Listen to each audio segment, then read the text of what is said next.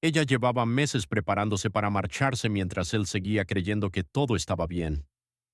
¿Cómo puede terminar una relación sin gritos ni grandes peleas? ¿Por qué uno siente el final como un colapso mientras el otro parece en paz? ¿Y qué pasa cuando descubres que la ruptura empezó mucho antes de que alguien dijera adiós? Quédate hasta el final, porque entender este patrón cambia por completo la forma en que vemos las relaciones modernas. Para él, la ruptura llegó como un choque repentino. Un día había mensajes, rutinas, planes normales. Al siguiente, todo terminó. No hubo una pelea enorme ni un evento claro que explicara el final, solo una conversación breve, casi tranquila, donde ella parecía extrañamente segura. Y eso es precisamente lo que más desconcierta, porque desde su perspectiva, nada parecía tan grave. Había problemas, sí, como en cualquier relación. Momentos de distancia, pequeñas discusiones, silencios incómodos, pero nunca algo que anunciara el final definitivo. Por eso cuando escucha la frase ya no siento lo mismo o necesito espacio, su mente entra en estado de shock.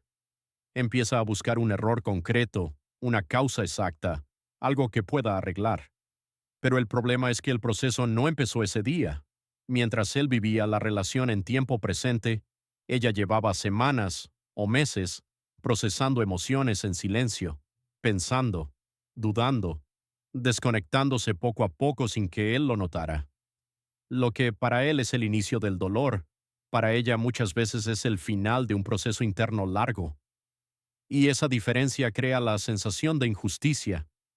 Él siente que no tuvo oportunidad de reaccionar, de cambiar, de luchar por la relación. Ella, en cambio, siente que ya luchó demasiado tiempo antes de tomar la decisión. Dos realidades distintas coexistiendo dentro de la misma historia. Lo más difícil para él no es solo la pérdida, sino la confusión. La pregunta constante, ¿cómo no lo vi venir? Porque cuando una ruptura parece repentina, la mente intenta reconstruir el pasado buscando señales que no supo leer. Cada recuerdo se vuelve sospechoso. Cada conversación adquiere un significado nuevo. Y ahí empieza algo más profundo que una simple separación. Empieza la asimetría emocional. La ruptura no ocurre al mismo tiempo para ambas personas. Esa es la primera verdad difícil de aceptar. Aunque la conversación final suceda en un día concreto, el proceso emocional comenzó mucho antes para uno de los dos. Mientras él vive la separación como un evento repentino, ella ya atravesó distintas fases internas. Duda, cansancio, intento de solucionar, resignación. Cada una de esas etapas ocurrió en silencio, muchas veces sin que él lo percibiera claramente. No significa que lo haya planeado de forma fría, significa que su proceso empezó antes. Aquí aparece la asimetría emocional. Dos personas viviendo dos líneas temporales diferentes dentro de la misma relación. Uno todavía está intentando entender lo que pasa. El otro ya tomó una decisión emocional semanas atrás. Por eso las reacciones parecen tan desiguales. Él quiere hablar, arreglar, explicar, negociar. Busca recuperar el control porque todavía está en la fase inicial del duelo. Ella, en cambio, puede mostrarse calmada o distante porque ya lloró, pensó y se convenció internamente antes de decirlo en voz alta. Desde fuera, esto puede parecer falta de empatía, pero muchas veces simplemente refleja momentos emocionales distintos. Esta diferencia crea una sensación dolorosa de desbalance. Él siente urgencia, ella siente cierre. Él piensa en posibilidades, ella piensa en consecuencias ya aceptadas. Y cuanto más intenta él revertir la situación inmediatamente, más se agranda la distancia. No porque no importe, sino porque las emociones ya no están sincronizadas. La asimetría emocional es cruel precisamente porque nadie la ve venir. Mientras uno cree que la relación sigue estable, el otro está evaluando silenciosamente si puede continuar. Cuando finalmente llega la ruptura verbal, en realidad solo se verbaliza algo que ya llevaba tiempo creciendo, y eso nos lleva al punto más difícil de entender, porque muchas relaciones no terminan el día que se dice adiós, terminan mucho antes, en silencio. La mayoría de las rupturas no empieza con una discusión explosiva, empieza en silencio. En pequeños momentos que parecen insignificantes cuando ocurren, conversaciones que ya no profundizan, respuestas más cortas, menos curiosidad por el día del otro, una energía que se apaga lentamente. Nada de eso parece grave en el momento. Por eso pasa desapercibido. Ella empieza a sentir que algo falta. Intenta comunicarlo de distintas formas, a veces directas, a veces indirectas. Pero cuando no percibe cambios reales, comienza a guardar el cansancio dentro. Deja de insistir, deja de explicar tanto, y ese silencio suele confundirse con tranquilidad. Sin embargo, ese silencio ya es distancia emocional. Mientras él puede interpretar que todo está más calmado, en realidad la conexión se está debilitando. Ella empieza a imaginar su vida sin la relación, a pensar cómo sería estar sola, a medir el peso emocional de quedarse o irse.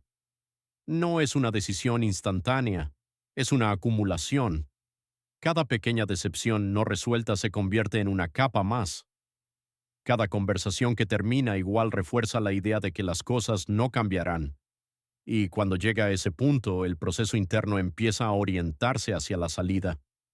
Lo difícil es que muchas veces ella sigue actuando con normalidad.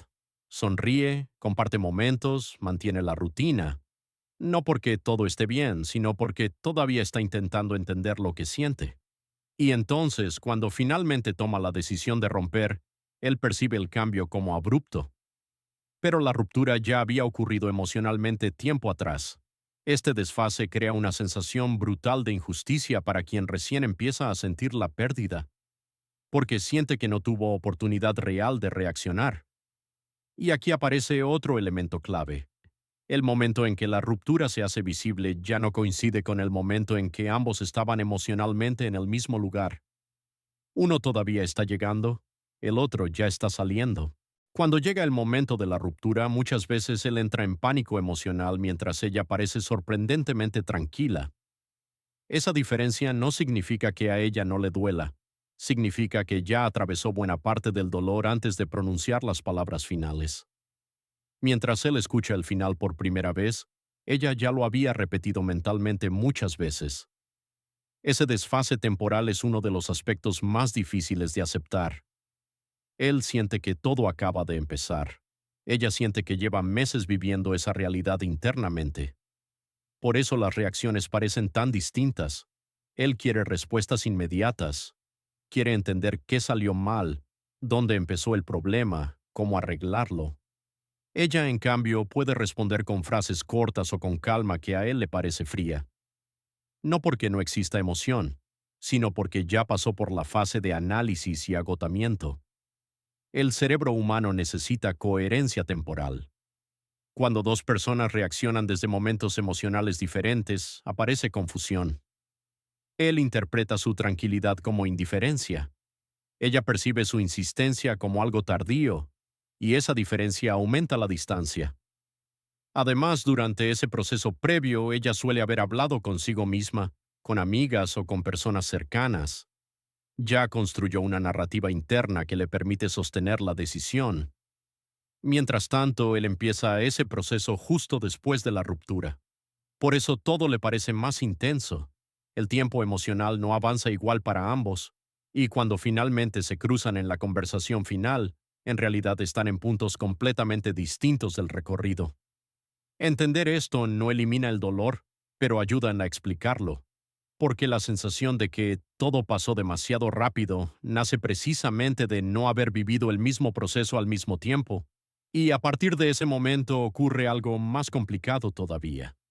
No solo se pierde la relación, también se pierde el control sobre la historia que se cuenta alrededor de ella. Después de una ruptura no solo cambia la relación entre dos personas, también cambia la historia que circula alrededor de ella. Y muchas veces quien recibe la ruptura siente que pierde el control sobre cómo se interpreta lo ocurrido.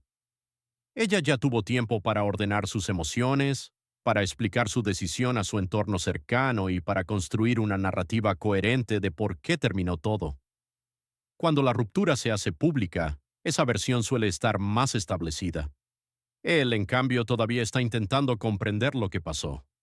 Esto crea una sensación profunda de desventaja. no solo está lidiando con el dolor, sino también con la percepción externa. Amigos en común, redes sociales, conversaciones indirectas, todo parece moverse más rápido de lo que puede procesar.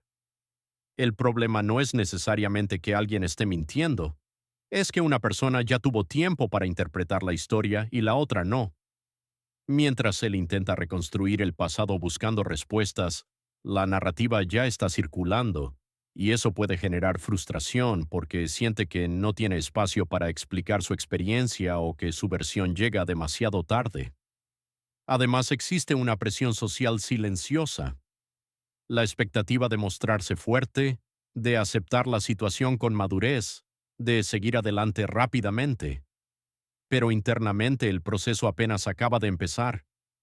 La sensación de perder el control narrativo amplifica el dolor, porque no solo se siente abandonado emocionalmente, sino también desplazado del relato de su propia historia.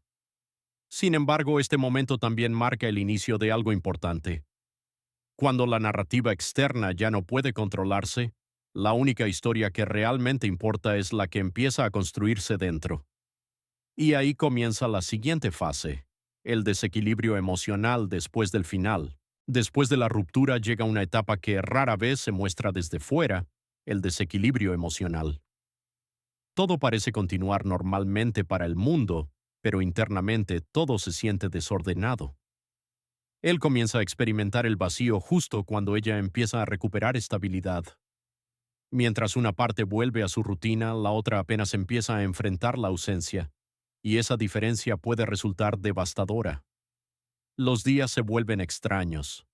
Momentos cotidianos que antes eran automáticos ahora activan recuerdos constantes. Canciones, lugares, horarios habituales. Todo parece recordarle lo que perdió. La mente busca respuestas, revisa conversaciones antiguas, intenta encontrar el punto exacto donde todo empezó a cambiar. Es una lucha entre aceptar el final y resistirse a él. A veces aparecen impulsos de escribir, de pedir otra conversación, de intentar recuperar lo que se fue. No necesariamente porque la relación fuera perfecta, sino porque el cerebro busca regresar a algo conocido cuando siente incertidumbre. Mientras tanto, observar que la otra persona parece seguir adelante puede aumentar la sensación de injusticia, pero en realidad no se trata de quien supera más rápido, sino de quien empezó antes el proceso emocional. El desequilibrio no es señal de debilidad, es simplemente la consecuencia natural de un desfase temporal. Con el tiempo ese caos empieza a ordenarse. Las emociones dejan de ser tan intensas, las preguntas pierden urgencia, y poco a poco surge algo nuevo, la posibilidad de mirar la situación con más claridad, porque el verdadero aprendizaje no llega en el momento del dolor más fuerte, llega después cuando empiezas a entender el patrón completo. Y ahí aparece la última pieza, comprender no solo lo que pasó, sino cómo funciona realmente este juego emocional. Cuando el ruido emocional empieza a bajar, aparece algo que antes era imposible de ver, el patrón completo. Ya no miras la ruptura solo como un evento doloroso, sino como un proceso que siguió una lógica emocional clara. Empiezas a entender que no fue un momento aislado, sino una serie de pequeñas desconexiones acumuladas.